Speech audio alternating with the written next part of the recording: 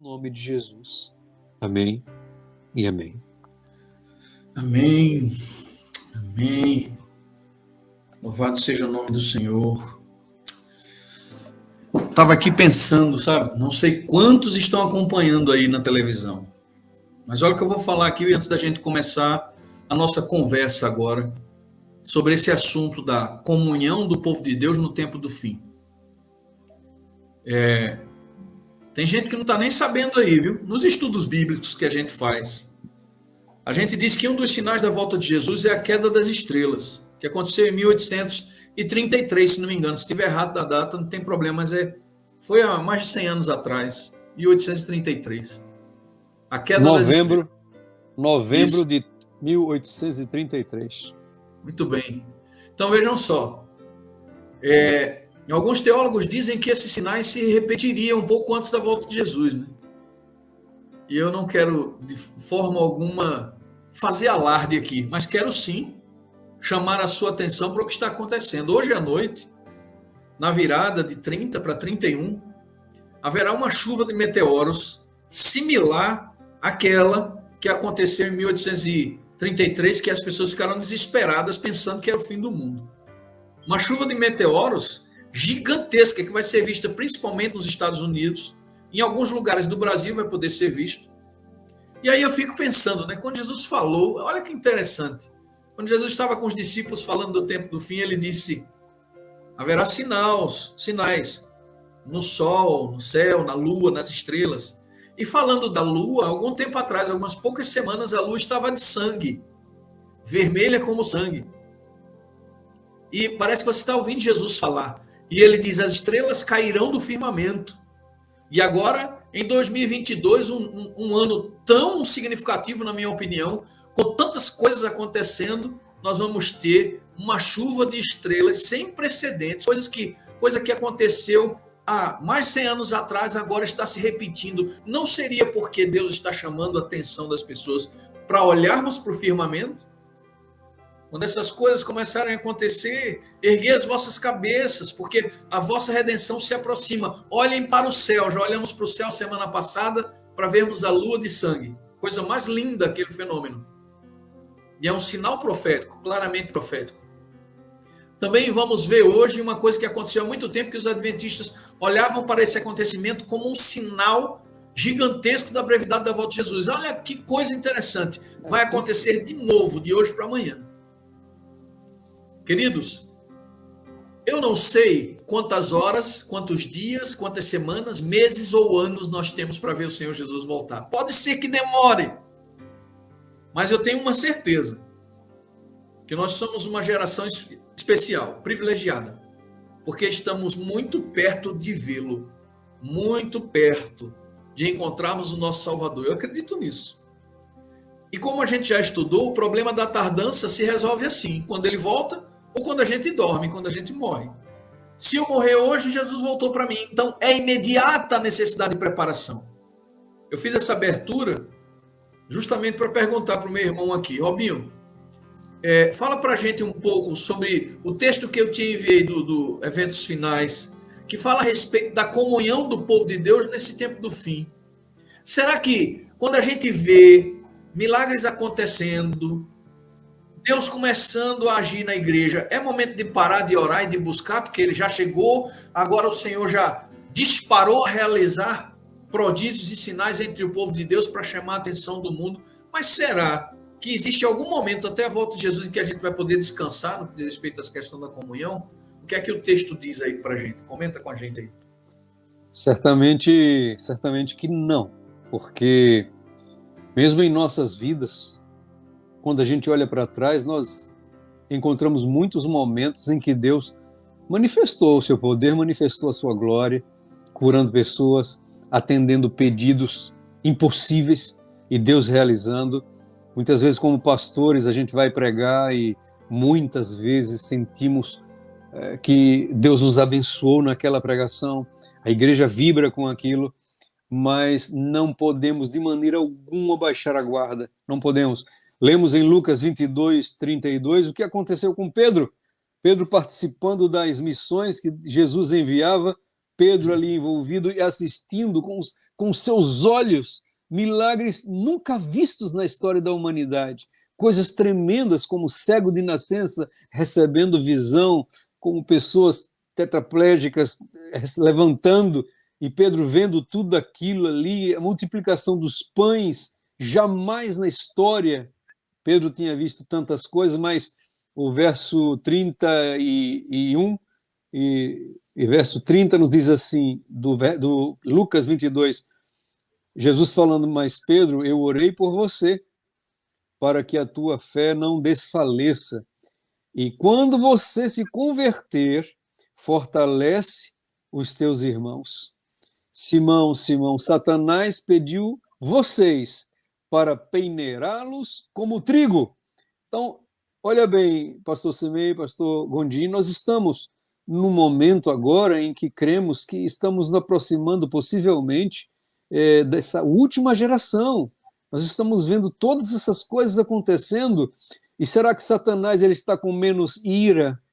Será que Satanás ele não vai querer peneirar-nos como trigo, assim como tentou fazer com os discípulos? É certo que sim. E é certo que Jesus ali naquele momento ele falou: olha, o Filho do Homem vai ser sacrificado, 3 dias depois vai ressuscitar, mas a minha alma está triste até a morte. Por favor, fiquem aqui e orem. E ali, logo depois, Jesus vai, se afasta para orar. Quando ele volta, mais uma vez, 2 vezes, Jesus fala assim: será que vocês não podem orar por 1 hora? Então é preciso vigiar. A irmã White nos fala no livro Evangelismo, página 361, a tempestade vem, a tempestade que vai provar a fé de todo homem. De que espécie esse homem é? Os crentes devem estar agora firmemente arraigados em Cristo. Do contrário, serão extraviados por algum aspecto do erro. A única defesa contra o mal é Cristo habitar no coração mediante a fé em sua justiça. Eu quero ler para vocês, não, eu quero falar para vocês o que acontece, o que aconteceu com um ex-satanista, o Roger Morneau, um homem que vivia cultuando a Satanás.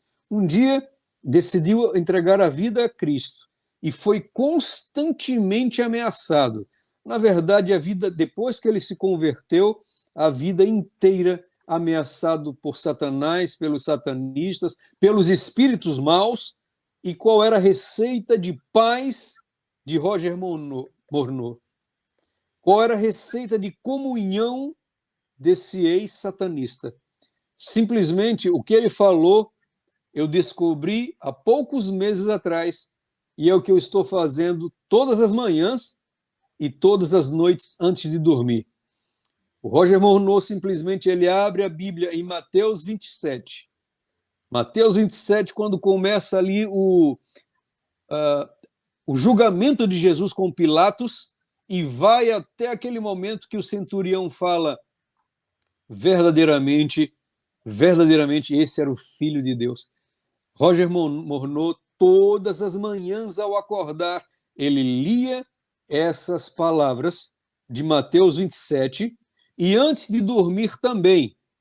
Isso fazia com que ele tinha a percepção de Cristo com ele, e não somente a presença de Cristo, a sensação, mas também a visão fixa em sua mente de todo o sacrifício de Jesus, de toda a dor que Jesus passou. E é isso que eu tenho feito. E tem sido maravilhoso em minha vida. Mateus 27, de manhã e à noite. Sabe, queridos, em Marcos 13, somente nesse capítulo, Jesus fala 6 vezes que nós temos que vigiar. 6 vezes. No capítulo 5, ele diz assim: vede que pessoa alguma vos induza no erro, no versículo 5 de Marcos 13. No versículo 9, fiquem alertas. Aí temos 2 vezes. No versículo 23, desse modo estáis vigilantes. 4 vezes. No versículo 33, estai atentos e vigiai. 5 vezes. E agora, no versículo 34, é como se um homem partindo da terra deixasse sua casa, desse autoridade a seus servos e mandasse ao porteiro que vigiasse 5 vezes. Na sétima vez ele diz assim, ó, no versículo 35, vigiai, pois uma vez que não sabeis quando regressará o dono da casa. E no verso 37, o que vos tenho dito proclama a todos, vigiai. 7 vezes. Então, meus queridos, Semei, não dá para relaxar. Nem um minuto sequer. Não dá para largar as armas ainda, né, Robinho? Não dá, não dá. E eu queria falar aqui, olha, o que a irmã White nos diz. Podemos deixar muitos hábitos maus, olha só, podemos, por tempos, nos separar de Satanás, mas sem uma ligação vital com Deus, pela entrega de nós mesmos a Ele, momento a momento, seremos vencidos. Gente, que momento a momento é esse? Na minha opinião, do jeito que as tentações estão, do jeito que nós estamos andando no meio de Sodoma e Gomorra, esse momento a momento que o White se refere, para mim, deve ser minuto a minuto e segundo a segundo, vigilância permanente na presença através de Deus, da unção do Espírito Santo conosco. Amém, amém. Então, Robinho, pelo jeito é assim. A gente, ao invés de largar as armas, a gente precisa lutar com uma batalha mais ferrenha. A gente precisa orar mais, a gente precisa se posicionar mais frente a essa guerra. Quanto mais a gente se aproxima do fim, mais necessidade de intenso relacionamento com Deus, ininterrupto, contínuo, né? Incessante. É atender realmente ao conselho, orai sem cessar. Que bênção. É aquela coisa que você falou no começo do programa, né? Daniel, você não falou isso, eu quero adicionar. Daniel orava 3 vezes, mas isso não quer dizer que ele largava a mão de Jesus durante os intervalos.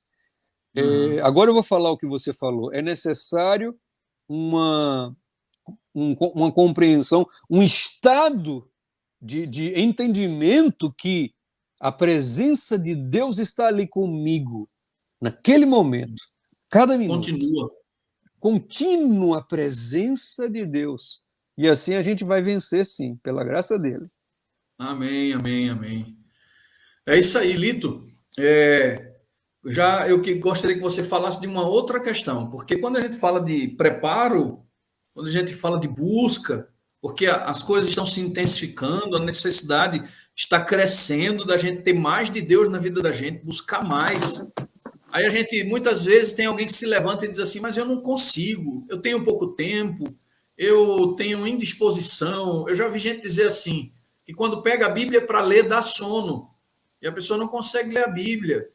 Aí eu pergunto, quem é responsável por essa força, por esse poder na batalha? Qual é o papel do Espírito Santo nesse processo de busca? Está todo mundo querendo buscar, todo mundo ciente que nós estamos vivendo o tempo do fim.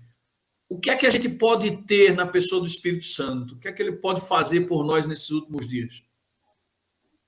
O Espírito Santo está interessado em se aproximar de nós, mas ele precisa que nós nos submetamos a ele. É uma questão de submissão. Ou prevalece o meu eu, ou prevalece o eu de Jesus, que é comunicado através do Espírito Santo para mim. Então, o Espírito Santo, para preparar o crente para esses dias finais, ele precisa, em primeiro lugar, que nós crentes, tenhamos a humildade, a sensatez, a inteligência espiritual de nos submeter, né, para permitir que ele trabalhe como se fôssemos um vaso na mão de um oleiro, né? E o oleiro vai ali dando molde, dando forma aquele vaso até que ele chegue na formação ideal, né, que estava na mente do oleiro. Então, o Espírito Santo, tem uma ideia sobre nós. Não, não é a mesma coisa para todo mundo, porque eu tenho as minhas limitações, Robson, pastor Robson tem as dele, você tem as suas também. E cada um que está aqui nessa sala tem as suas individualidades, suas características individuais, né? Subjetivos, mas e também suas qualidades, suas virtudes. Então, ele vai pegar o que nós fizemos com o que fizemos de nós e vai trabalhar, aperfeiçoar isso. O texto de Ellen White, do Eventos Finais, que faz na 57, 58, diz o seguinte: o coração humano não conhecerá a felicidade, não estará bem, enquanto não se submeter a ser moldado pelo Espírito Santo. Então, um dos trabalhos fundamentais do Espírito Santo, nesse final de tempo, porque eu disse na semana passada aqui na sala, que Deus espera que essa turma do fim do tempo seja realmente um grupo mais forte, né? Um grupo mais santo, mais consagrado, um grupo diferenciado, singular, porque esse é o grupo que, segundo Ellen White afirma, serão os 144 mil que estiverem vivos na época em que Jesus vier. Então, tem um nível de santidade incomum. Isso só vai ser possível à medida que nós nos submetermos a essa mão, a essa formação que o Espírito Santo quer dar para nós. Tem um texto que eu coloquei num livro que eu escrevi há pouco tempo, que é um livro de reflexões para pastores e líderes de igreja, que fala que o Espírito Santo é o escultor das nossas almas, e que nós somos escultores de outras almas. À medida que ele vai nos esculpindo, nós vamos esculpindo a outros, porque nós somos instrumentos da parte de Deus. Okay? Muito lindo isso. Então, assim, a gente vai crescendo e ajudando outros a crescer. A segunda ação do Espírito Santo é nos dar a consciência da nossa condição, né? Porque sem a consciência dessa condição, nós não vamos admitir o quanto precisamos dele. Nós, adventistas, nós temos um certo ranço, né? Muitos de nós, não todos. Essa coisa de se achar que nós somos o único povo que guarda a lei, que tem um sábado, isso não é suficiente. O pastor Bulhão costumava dizer que não adianta guardar a lei sem amar Jesus, porque ele conhecia muitos que amavam a Jesus e naturalmente guardavam a lei. Então, primeiro, é preciso ter esse amor e ter essa consciência desse amor que nos falta. Porque até Sócrates, na antiguidade, dizia: só sei que nada sei. À medida que eu admito a minha ignorância, eu me torno mais sábio. Então, o Espírito Santo está esperando nós admitirmos a carência dele, a necessidade dele. Olito. E aí ele vai começar a moldar. Fala. Isso aí cara, isso mexe tanto comigo, eu confesso para você. Eu fico tão tocado, porque me parece que esse é o segredo que a gente demora em admitir, né? O esvaziar-se completo. Chegar ao ponto zero. Uma vez eu vi um pastor usando como referência o disparar de um foguete, né? Ele disse que normalmente quando se lança um foguete ao espaço, se faz uma contagem regressiva e o dínamo, a explosão, só acontece mesmo no momento zero. Aí diz que na vida do crente é assim. Ele vai descobrindo a si mesmo, percebendo que não é nada, que não pode dar um passo sequer. Ele vai descobrindo que ele não é capaz de fazer uma curva na sua vida. Aí, quando ele chega a um ponto zero e diz: Senhor, eu não sou mais nada, não tem nada que eu possa fazer. Aí, como diz aquele hino, né? Eu só tenho um coração pecador, nada trago para ti, a não ser... E a tua cruz eu me apego. Então, parece que quando a gente chega nesse ponto zero, é quando o Espírito Santo começa realmente a agir e fazer diferença na vida da gente, né? Muito importante isso. O nosso mal é que nós temos os genes do povo de Deus do passado, que eram muito orgulhosos de si. Eles não admitiam gentios. Foi uma dificuldade para Jesus convencê-los a entenderem que as outras nações precisavam ser alcançadas, né? E eles precisavam ser um ponto de atração para essas nações, para que elas conhecessem a Deus e se convertessem. Eles achavam que elas eram um povo exclusivo de Deus. Deus não tem um povo exclusivo, Deus quer todos, né? Porque Deus deu o seu Filho unigênito para que todo aquele que nele crê não pereça, mas tenha vida eterna. E esse genes é duradouro em nós, inclusive na atualidade, porque somos caracterizados como uma igreja de Laodiceia, que de ricaçou e de nada tem falta. Então, precisamos da necessidade profunda de admitirmos o quão distante estamos dele e o quanto precisamos dele. O texto de Ellen White, também de Eventos Finais, ainda na página 57, 58, diz: o Espírito nos ilumina as trevas, o Espírito nos ilumina as trevas que há em nós, está tudo escuro. Ele entra e ilumina para que nós possamos ver a nós mesmos, né? E nos dá consciência da nossa ignorância. Quer dizer, só com essa luz interior do Espírito Santo é que eu me convenço. Por isso que o trabalho dele é esse: convencer do pecado, da justiça e do juízo, cara. Aí eu me incendeio, né? Aí ela diz: sem essa graça divina, homem algum será convertido. Quer dizer, isso me faz deduzir que nós estamos cheios de crentes por aí, Nutella, que ainda não experimentaram a conversão. Quem sabe hoje é um dia especial para nossos queridos amigos e nós mesmos repensarmos e nos reavaliarmos e permitirmos o toque do Espírito Santo no fundo da nossa alma para iluminar tudo e perceber o quão distante estamos dele.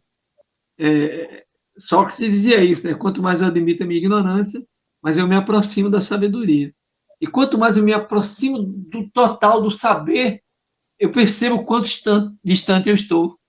Glória a Deus. Isso é legal, isso não é para ninguém se angustiar, é porque isso me dá consciência do que eu preciso. Aí sim, depois dessas duas perspectivas, aí entra a última, que é quando vem o poder do Espírito Santo nos concedendo a unção. Né? O próprio Jesus disse: eu estou cheio do poder, né? Toda a plenitude do poder me é dada na terra. Né? Ele diz: eu vos concederei esse poder, essa virtude do Espírito Santo. Então ele está liberando, louco para nos dar isso. Só espera que a gente faça esse trabalho para permitir esse moldar do Espírito Santo. Né? A primeira carta de João, capítulo 2, e verso 27, diz: quanto a vós, o crente convertido, né? O nascido da água e do fogo, a unção que dele recebeste fica em vós. A sua unção vos ensina a respeito de todas as coisas, e assim nele permanecei. Então, assim, quem experimentou, né, essa virtude do Espírito precisa permanecer nela, continuar nela. Eu quero dizer que permanecer. Porque o inimigo não vacila. Ele não está interessado em quem está na mão dele. Ele está interessado em nós, que nos convertemos, que nascemos de novo, para nos tirar desse campo de influência espiritual, para nos colocar nos domínios, né, do mundo e de Satanás. Aí eu encontrei um texto aqui, escrito na Bíblia de Estudo Almeida, que me tocou muito na página 315, que diz o seguinte: a unção com óleo sagrado, ao mesmo tempo que estabelecia um vínculo particular entre Deus e o ungido, significava uma eleição divina, Semei e Pastor Robson. Isso é profundo demais. Consagração, dom do Espírito Santo e capacidade para o cumprimento da missão evangélica. Aí eu me lembrei agora, eu não tinha nem separado isso, mas eu me lembrei agora de um texto que eu guardo muito aqui no meu coração e mantenho aqui na minha Bíblia para eu não esquecer. É um texto de Ellen White, cujo título do livro é O Outro Poder, na página 60. Olha o que ela diz: meus irmãos, isso aqui é para a gente, para todos nós que estamos na sala. Meus irmãos, que ocupam cargos de responsabilidade, que o Senhor não somente lhes unja os olhos, que é o conselho para a Laodiceia, para que vejam, mas verta em seu coração o santo óleo que dos dois galhos da oliveira flui pelos canos de ouro para o vaso de ouro que alimenta as lâmpadas do santuário, que somos nós. Nós somos o santuário, né? E aí, outro texto dela, Testemunho para a Igreja, volume 6, na página 418, só descobre isso quem lê, né? É 700 páginas esse livro. Na Verdade. 418 eu encontrei essa joia. Cristo está presente em cada reunião da igreja. Conhece individualmente cada pessoa que toma parte nos cultos e conhece aqueles cujo coração ele pode encher do óleo santo para repartir com outros. Então, a unção, ela é indispensável, é inimaginável pensar no crente raiz que ama a igreja, que ama o Senhor e que ama o Espírito Santo, sem a unção. Então, assim, a unção, ela vai nos dar, vai nos empoderar, né? ela vai nos dar alguns atributos que são indispensáveis para o crente. Sem esses atributos, nós não vamos chegar na crise final. Crise que todos passaram no passado, mas que agora estamos caminhando para a preparação para a maior de todas, né? Então, o Salmo 28 mostra o primeiro atributo, que é o poder. O Senhor é a força do seu povo. Ele é a fortaleza salvadora para o seu ungido. É a força, é o poder do seu povo, é o poder do seu ungido. Então, quando Deus unge alguém, ele empodera esse alguém, ele enche a pessoa de poder. Por favor, não pense agora, então eu não tenho, porque eu não fiz milagres, eu não ressuscitei mortos. Não esquenta com isso. O poder de Deus, ele dá a quem quer, quanto quer e quando quer. Então, aceite a porção que Deus te quer lhe dar hoje. Para Moisés, ele parece ter dado muito mais do que para Tiago, irmão de João. Para Davi, ele parece ter dado muito mais do que para Dorcas, ou um outro discípulo que o nome nem aparece mais depois que Jesus vai embora. Então, ele dá. Às vezes eu não consigo suportar, quem sabe, o tanto que ele gostaria de dar. Então, ele dá menos. Isso não vai nos tirar do céu. A outra coisa que ele dá é a proteção. 1 João 5,18 diz: sabemos que todo aquele que é nascido de Deus, ele não vive pecando. Antes, aquele que nasceu de Deus o guarda. E o maligno não lhe toca. Você crê nisso? Diga amém. Amém. Então, quando nós Amém. recebemos a unção, nós recebemos também a proteção. Ele diz em Crônicas: não toquei nos meus ungidos, nem maltratei meus profetas. Se tocar neles, toca na menina dos meus olhos. Então, nós somos a menina dos olhos de Deus quando nós entramos na unção do Espírito. O Salmo 105, Amém. Verso 15, também confirma: aí daquele que tocar em ungido de Deus. E em seguida vem o terceiro atributo, que é a santidade.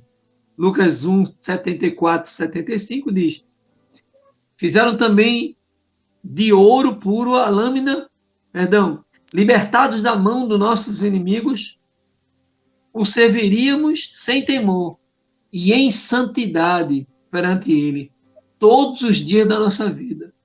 Então, isso é saber rejeitar uma piada de duplo sentido, sabe? Um convite de algum casal mundano que quer nos propor alguma coisa, mudar de canal para ver aquilo que presta, é advertir os filhos que estão vendo coisas que podem os contaminar, né? E lá em Êxodo 39, verso 30, diz: fizeram também de ouro puro a lâmina de coroa da santidade. Então, o crente, ele tem que ter uma mitra circunstancial, uma mitra simbólica, em que está escrito, como gravura de selo, santidade ao Senhor. Né? E essa pessoa, ela gosta de ler a Bíblia, ela gosta de estar em oração, ela gosta de estar em comunhão, ela gosta de fazer jejum. Né? Aqui em casa, eu e a Rosinha temos a quarta-feira certa, de muitos anos já. É uma quarta de oração. Aqui nessa oração e nesse jejum, nós colocamos propósitos específicos. Não é um jejum pelo jejum, é um jejum com propósito. É um jejum que nos coloca em santidade de espírito. Enfim, por último, ele nos dá o perfume, né, que Paulo diz que é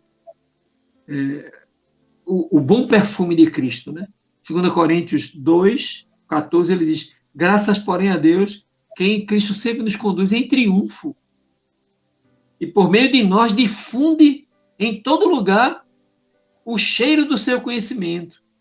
Porque para Deus nós somos o bom perfume de Cristo, o ungido, né? O ungido, ele é o bom perfume de Cristo. Por isso que quando a gente se irrita, que aqui ninguém está falando de inerrância, né?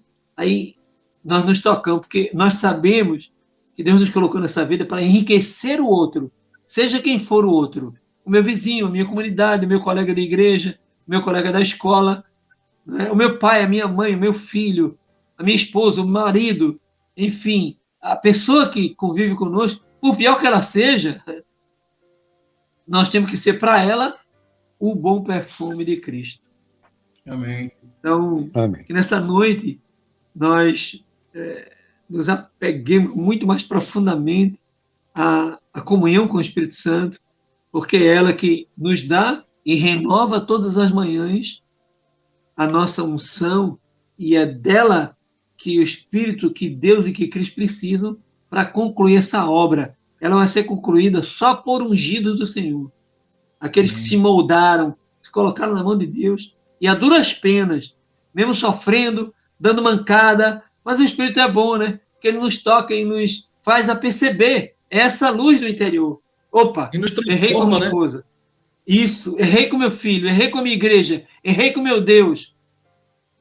Notem que coisa linda quando Natan, porque os profetas daquela época andavam com espada, vacilou, morreu. Ele estava com a espada na cintura. Ele foi para Davi e ele contou aquela historinha, né? Daquele homem que tinha 1000 ovelhas e foi pegar do vizinho, né?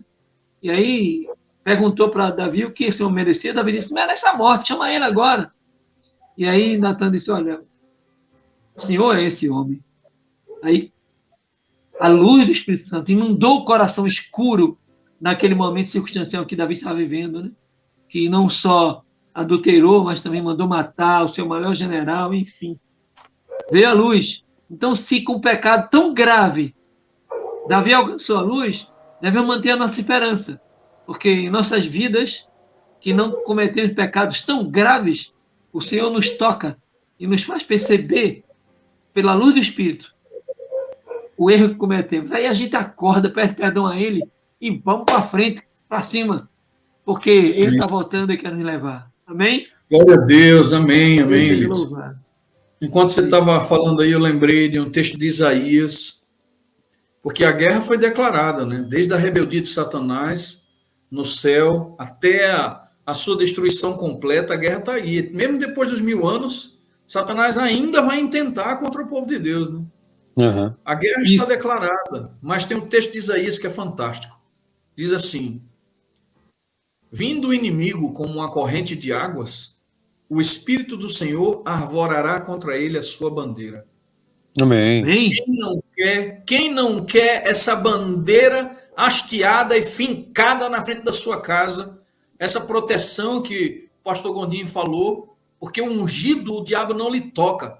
Nós seremos selados com o Espírito para estarmos protegidos nesses últimos dias. É a única forma de permanecermos blindados, porque o sofrimento vai vir, mas a resistência vai estar conosco. Sofrimento é fato, mas resistir a ele é que é a grande vitória. E é para isso que o Espírito Santo nos é dado. É para isso que ele... que estarei. É isso aí, Eis pode que falar, estarei com vocês. Eis que estarei com vocês até o fim dos séculos. Até a consumação. Se vier o sofrimento, é porque Deus está permitindo. E se ele nos tocar, é porque Deus permitiu. Ele só toca se Deus autorizar. Só tocou em Jó porque Deus autorizou. É isso aí, meus irmãos. Viu? Isso é com o santo de Deus, que o resto do mundo está na mão dele. É domínio dele. Amém. A Patrícia Fernandes está dizendo aqui, ó, eu quero essa bandeira. Amém, Patrícia, amém. Eu também quero. Eu oro todos os dias para que Deus finque essa bandeira na porta da minha casa, para que o inimigo, quando olhar, passe bem longe. E o nome do Senhor seja assim. É a bandeira ensanguentada do príncipe Emanuel, meu amigo. O príncipe Emanuel, é isso aí. O Senhor é nossa bandeira. Amém, amém. Eu sinto que o Espírito Santo concedeu para a gente hoje um pouco mais do que a gente esperava. Porque eu me senti particularmente abençoado por esta mensagem que hoje a gente partilhou aqui, né? Eu espero que todos vocês, meus queridos irmãos, meus queridos amigos que acompanham a Hora do Clamor, tenham tido o privilégio de sentir esse toque, de o mover do Espírito sobre nós enquanto a palavra de Deus foi aberta.